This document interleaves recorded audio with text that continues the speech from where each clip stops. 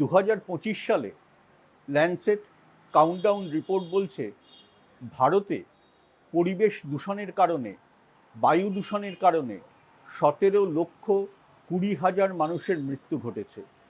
কিভাবে মানুষের মৃত্যু ঘটাচ্ছে এই বায়ু দূষণ? সূক্ষ্ম পলিউশনটা কি করছে, আমাদের লাংসে গিয়ে ব্লাড সাপ্লাইতে চলে যাচ্ছে। তো ফলে কি হচ্ছে, শুধু ওটা লাংসের ওপরই ক্ষতি করছে না, ওটা ব্লাডে গিয়ে ব্রেনের ওপর ক্ষতি করছে, হার্টের ওপর ক্ষতি করছে, কিডনির ওপর ক্ষতি করছে। আর লেটলি আমরা দেখছি যে mental health problem, mood disturbances, forgetfulness, dementia, এগুলো পলিউশনের সাথে একটা লিঙ্ক পাওয়া যাচ্ছে। 2025 সালে দিল্লিতে এমন একটা দিনও ছিল না যেদিন বায়ু দূষণের নিরিখে দিল্লিতে ভালো দিন ছিল। গত বছর দেখবেন শীতকালে প্রচুর বৃষ্টি হয়েছে। তো বৃষ্টি হলে কি হচ্ছে, এই যে নাইট্রাস অক্সাইড আর কার্বন মনোক্সাইড রয়েছে, সেটা ওয়াটারের সাথে মিশে নাইট্রিক অ্যাসিড আর কার্বনিক অ্যাসিড, মানে HNO3 অ্যান্ড H2SO4 হয়ে যায়। এটা একটা অ্যাসিড রেনের মতো এফেক্ট করছে। এই বায়ু দূষণের পরোক্ষ ফল কি?